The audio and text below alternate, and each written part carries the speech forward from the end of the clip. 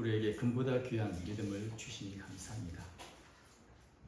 금과는 비교할 수 없는 영원한 천국을 바라보게 하시니 감사합니다. 이 세상의 헛된 것을 속히 깨닫게 하시고 지나가는 것이 아니라 영원한 것을 추구하는 저희의 삶의 대로 인도하여 주시옵소서.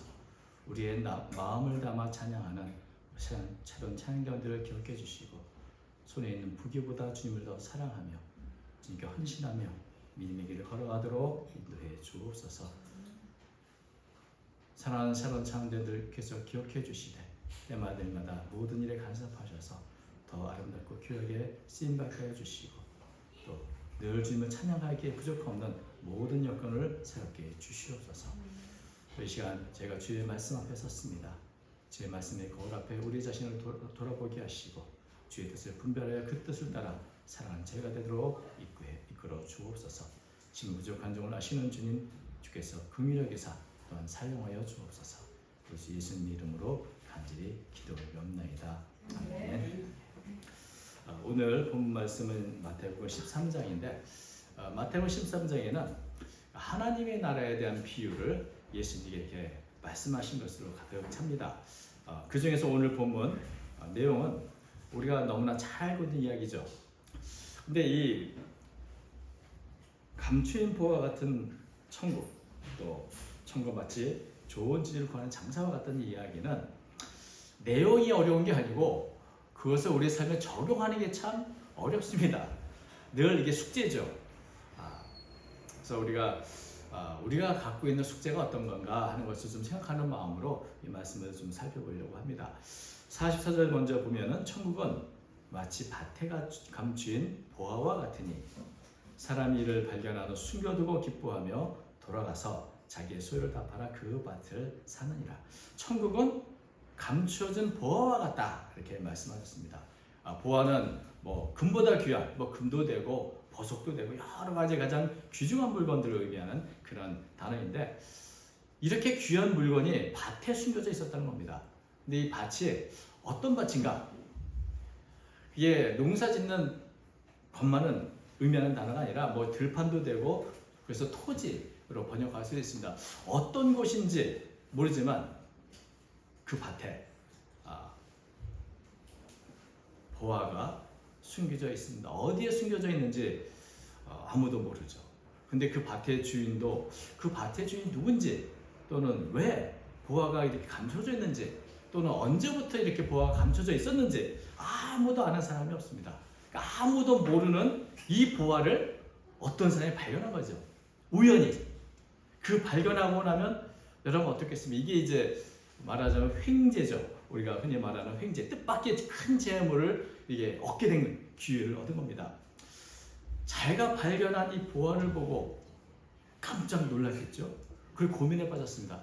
내가 어떻게 하면 좋을까? 여러분 같은 상황이라면 우연히 이렇게 큰 보화를 누군지 모르는 밭에서, 누군지 모르는 들판에서 발견했다. 그럼 어떻게 하겠습니까? 경찰에 신고해야죠. 이 보화를 두고 나는 안 봤어 하고 다 숨겨두고 모른 척 할 수 있는 사람은 아마 거의 없을 겁니다. 무언가 해야죠. 그냥 놔두면 안 되고 계획을 세워야 되는데 아무도 알지 못하는 보화가 있는데 이 보화 보기를 돌같이 여기고 그냥 덮어두고 그냥 가던 길 계속 가는 사람은 아마도 거의 없을 겁니다. 어떻게 하면 이 보화를 내가 가질 수 있을까?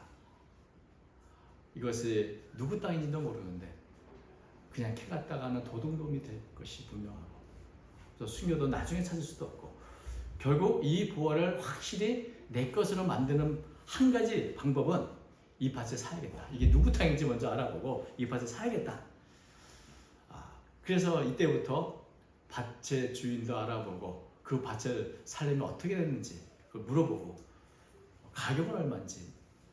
그런데 자신이 참 가진 게 없으면 살합니다. 그러니 이 밭을 살려면 내가 가진 모든 소유를 다 팔아야만 합니다. 그러면 이 밭을 살 수 있다. 여러분 같으면 사겠습니까? 안 사겠습니까? 사죠. 이처럼 확실한 로또가 어디 있습니까? 사야지. 그래서 이 밭을 사기 소유를 받았다는 말은 그 밭을 사기 위해서 자신이 할 수 있는 모든 것을 했다는 의미죠. 왜냐하면 이것은 내 인생에 어쩌면 단 한 번밖에 없는 기회일 수 있다. 인생 역전의 기회, 내 삶이 달라질 수 있는 최고의 기회를 그냥 놓칠 수는 없다. 이런 생각을 할 것이 분명합니다. 그래서 어떤 일이든지 내가 해서라도 이걸 꼭 사겠다는 그런 각오를 할 수밖에 없을 것입니다. 그렇게 이 밭을 사려고 애를 쓰면 다른 사람들은 어떻게 생각하겠습니까? 그저 평범한 돌도 있고 그렇게 뭐 남들의 밭들과 다른 그런 평범한 밭인데 왜 그 밭을 사려고 할까? 뭐 이런 생각을 할 수 있겠지만 이 빛의 밭에 비밀을 아는 이 사람은 어떤 희생도 기꺼이 감수하면서 이 밭을 사려고 할 것이다. 이 말씀이죠. 또 45절 보니까 또 천국은 마치 좋은 진주를 구하는 장사와 같으니 그게 값진 진주 하나를 발견하며 가서 자기의 소유를 다 팔아 그 진주를 사느니라. 천국은 좋은 진주를 찾는 상인 것 같다. 아까는 보화와 같았는데 지금은 상인 것 같다. 상인은 어떤 사람입니까? 이익을 추구하는 사람입니다. 그래서 진주 장사는 내가 이 진주를 사는 것이 이익이 될까 손해가 될까부터 먼저 따지는 사람이죠. 계산이 밝은 분입니다. 그래서 결코 손해보는 일은 하지 않는. 그런데 여러 곳을 다니며 진주를 찾고 좋은 진주를 사야 좋은 가격에 넘겨서 큰 이익을 남기고 있기 때문에 매우 귀한 진주를 이렇게 찾아 다니는데 마침내 그런 극히 값진 진주 하나를 발견했습니다. 제가 궁금해서 진주값이 얼마나 되나, 역사적으로 가장 비싼 진주는 어떤 건가 이런 것을 좀 찾아봤더니 클레오파트라의 진주가 나옵니다. 클레오파트라가 자기의 부를 과시하기 위해서 이 진주를 식초에 녹여 먹었다 뭐 이런 얘기가 있는데 안토니오 앞에서 근데 이 진주가 얼마인가? 로마 시민 100,000명의 연봉에 해당한다. 그래서 오늘날의 시세로 보면 약 100억 원 정도 된다 이런 AI의 대답이 있습니다. 여러분, 진주 하나가 이렇게 값진데 이 가격이 얼마인지 모르지만 굉장히 비싸고 좋은 진주를 발견했다. 증인도 이렇게 좋은 진주를 찾아 헤맸는데 이처럼 좋은 진주를 발견하지 못했는데 마침내 발견했다라고 한다면 이 상인은 어떻게 할까요? 이것을 사기 위해서 자기의 모든 소유를 다 팔아서 할 것이다. 이렇게 얘기합니다. 자, 여기 이제 말씀을 보면 분명한 것은 뭡니까? 하나님의 나라는 세상에 감춰진 보화 같다. 그래서 이걸 발견하는 것 자체가 큰 복이고 큰 행운이라는 것이죠. 아무나 이런 복을 받는 것은 아닌 것이죠. 여러분, 많은 사람들이 죽음을 두려워하고 영생의 길을 알고자 했고 그것을 찾고자 했고 듣고자 했습니다. 그런데 그 영생의 길을 제대로 발견한 사람은 극히 드뭅니다. 제가 선교지에서 들었던 가장 슬픈 이야기는 왜 이제야 왔느냐 하는 것이었습니다. 우리 아버지가 그렇게 죽음을 두려워하시면서 영생의 도를 찾았는데 돌아가셨다.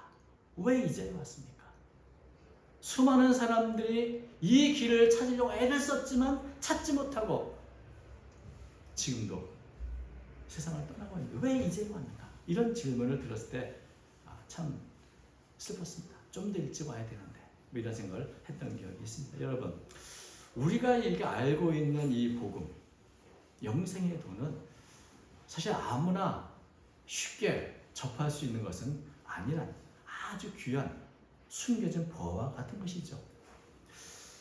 예수님께서도 이렇게 말씀하신 적이 있습니다. 마태복음 13장 앞에 있는 16절과 17절. 그러나 너희 눈은 봄으로 너희 귀는 들음으로 복이 있도다. 내가 진실로 너희에게 이르노니 많은 선지자와 의인이 너희가 보는 것을 보고자 하여도 보지 못하였고 너희가 듣는 것을 듣고자 하여도 듣지 못하였느니라. 이 그리스도를 통한 구원의 소식은 사실 아담 하와 때부터 시작된 아주 위대한 소식이지만 그 수많은 하나님의 백성들이 그리스도를 기다리고 또 찾았지만 만나지 못했습니다. 듣지 못했습니다. 그런데 마침내 그 그리스도가 왔더니 어떻습니까? 알아보지도 못하고 영접하지도 않았다.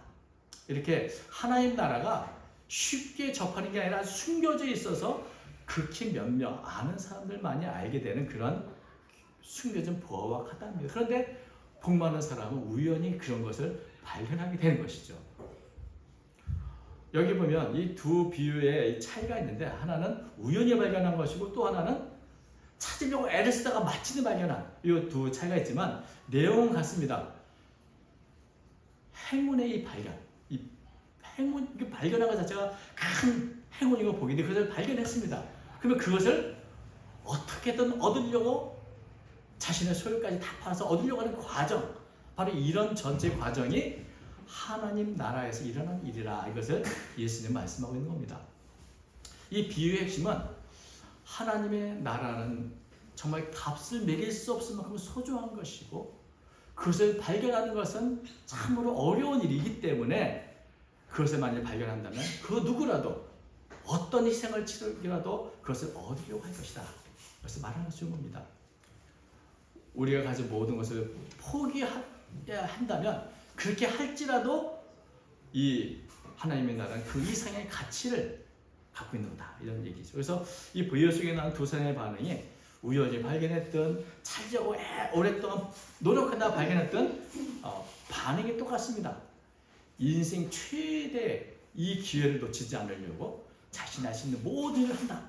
이런 것이죠.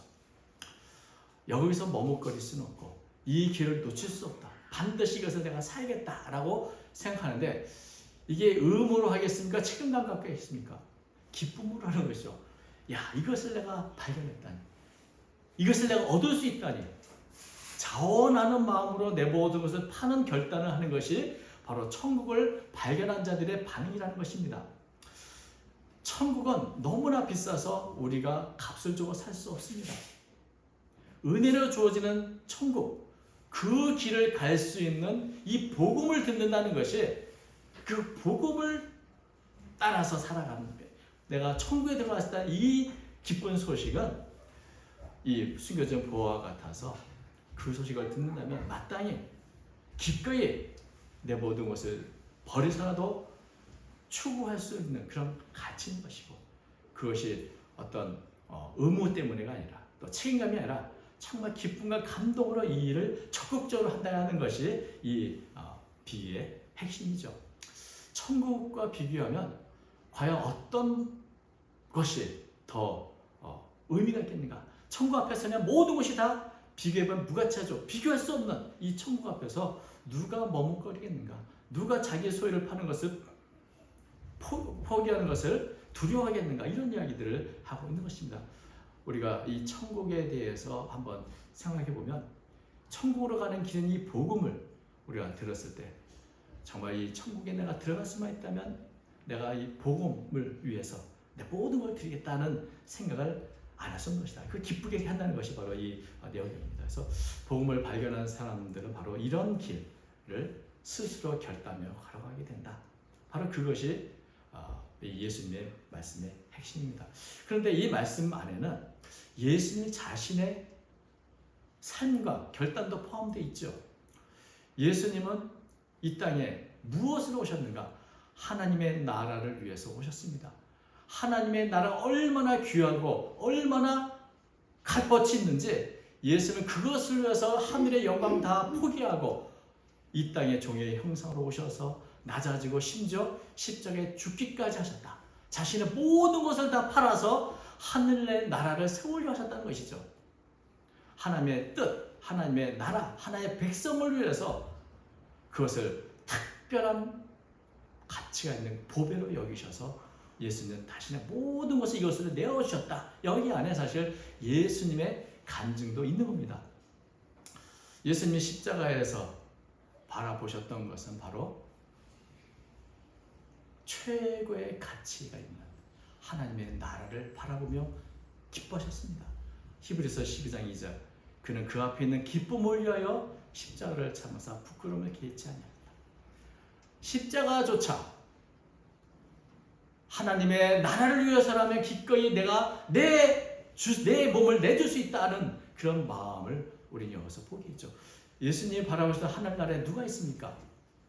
그곳에 하나님의 보화와 같은 하나님의 백성들이 있습니다.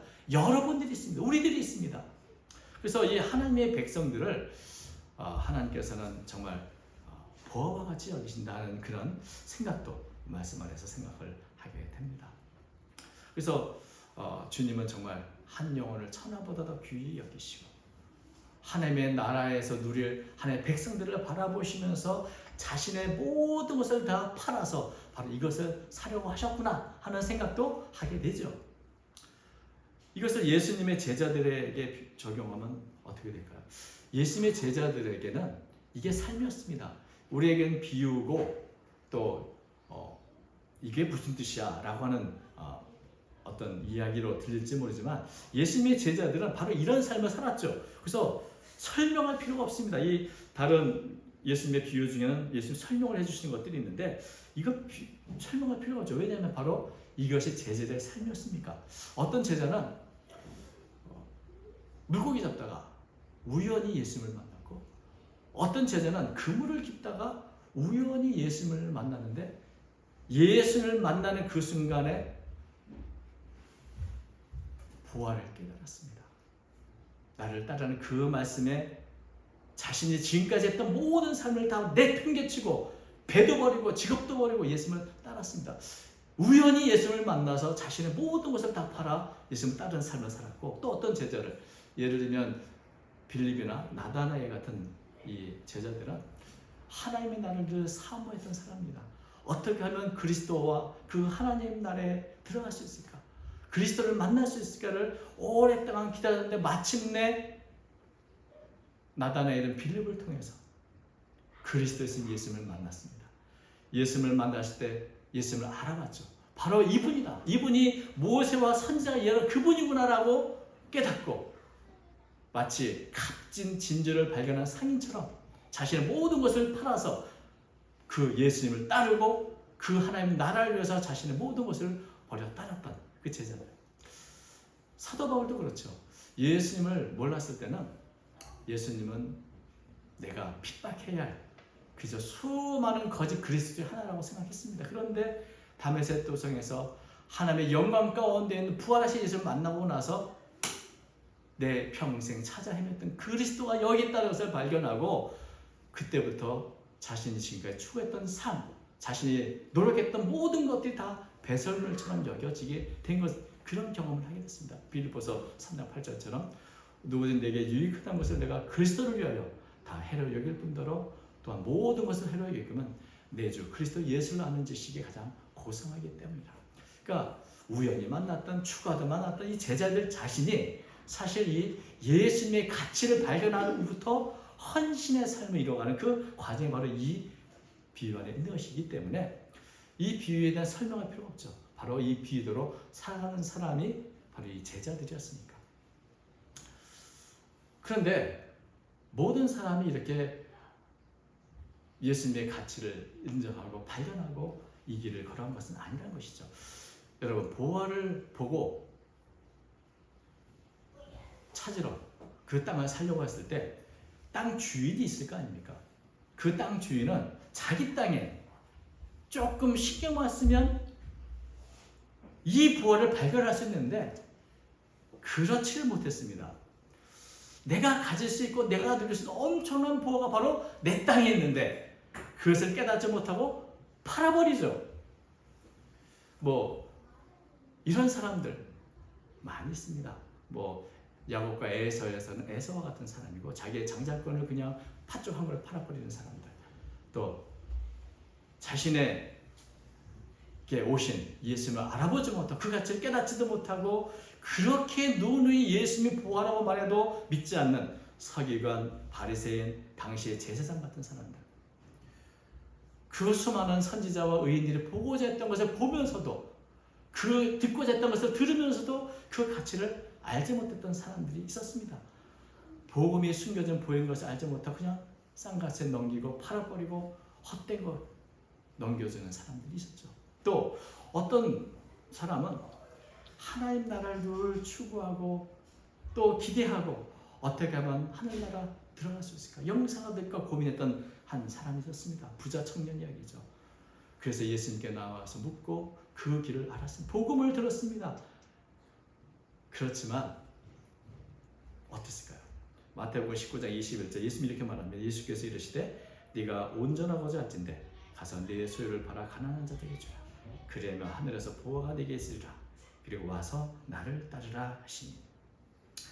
어린 시절부터 말씀을 듣고 율법에 충실한 삶을 사는 이 부자 청년은 하나님 나라에 관심이 많았던, 찾았던 그런 사람입니다. 그런데 그 길을 예수님 말씀하실 때 이 청년이 어떡합니까?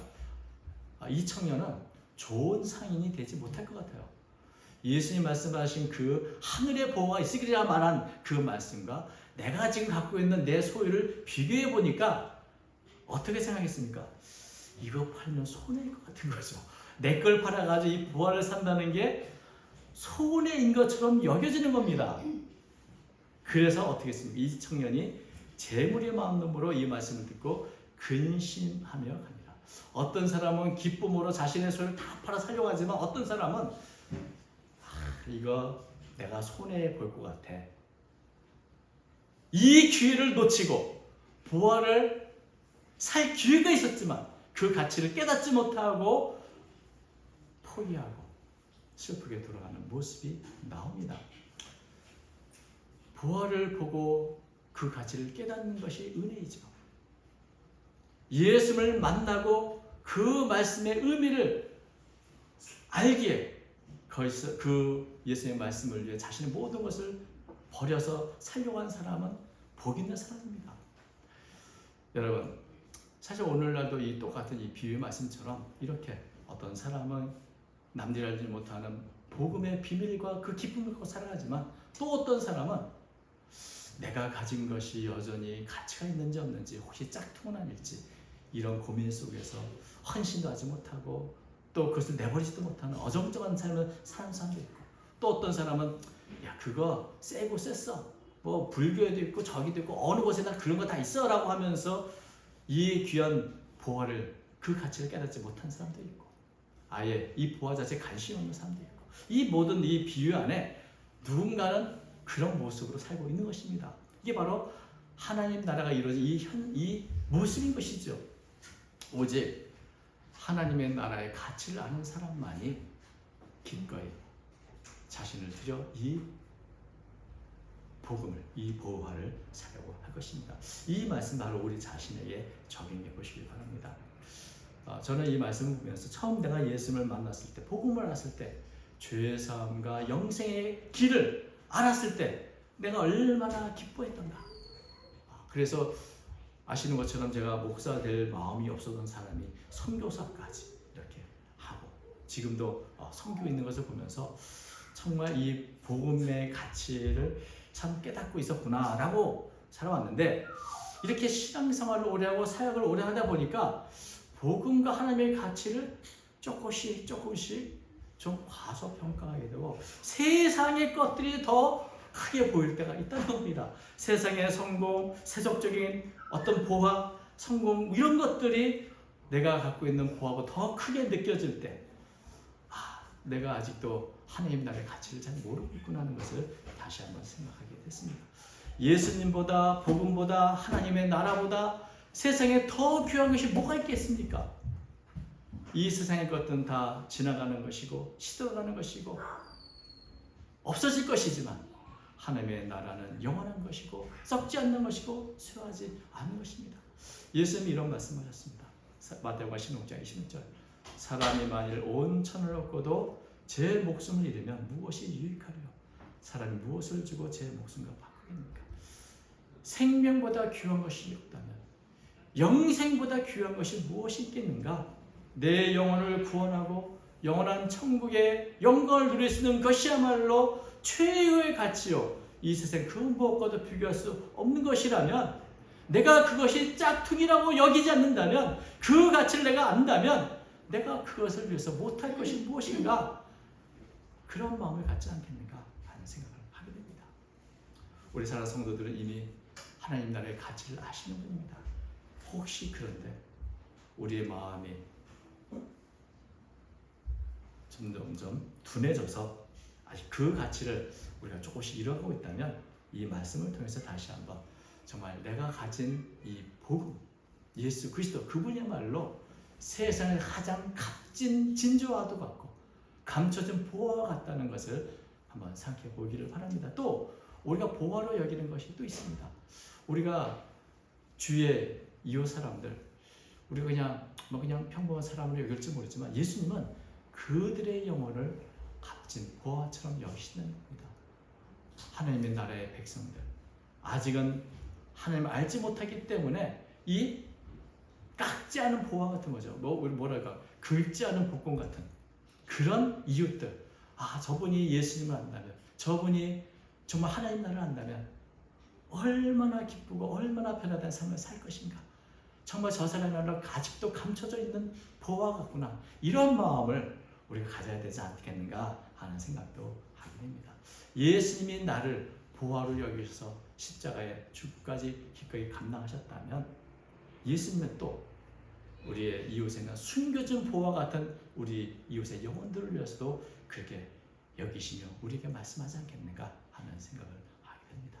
오늘 이 비유의 말씀 너무나 쉽지만 이것을 우리의 삶에 잘 적용해서 정말 하루하루 복음의 기쁨 속에서 영혼을 구원하는 일에 쓰임받는 그 사명 이루어가는 저와 여러분 되시기를 주님의 이름으로 축원드립니다. 기도하겠습니다. 거룩하신 하나님 아버지, 우리가 하나님의 나라의 가치를 제대로 깨닫지 못할 때가 많이 있습니다. 예수님 이 땅에 오셔서 행하신 일들이 무엇인지 다시 한번 깨닫게 하셔서 금보다 귀한 믿음, 그 무엇과도 바꿀 수 없는 그 하늘나라를 바라보면서 그 길을 우리가 기쁘게 찬양하며 걸어가게 주옵소서. 오늘도 사랑하는 성도들, 이 귀한 은혜와 복을 주시니 감사합니다. 이 길을 걸어갈 때 때때로 힘들 일도 있고 어려울 일도 있지만 이 길이야말로 행복의 길이요 가장 귀한 복된 금보다 귀한 믿음의 길인 것을 깨닫게 해주시어서 늘 찬양하며 기쁘게 걸어가도록 복 내려 주옵소서. 오늘도 모든 성도들에게 필요한 은혜를 주실 줄 믿사오며 예수님 이름으로 기도드립니다. 아멘.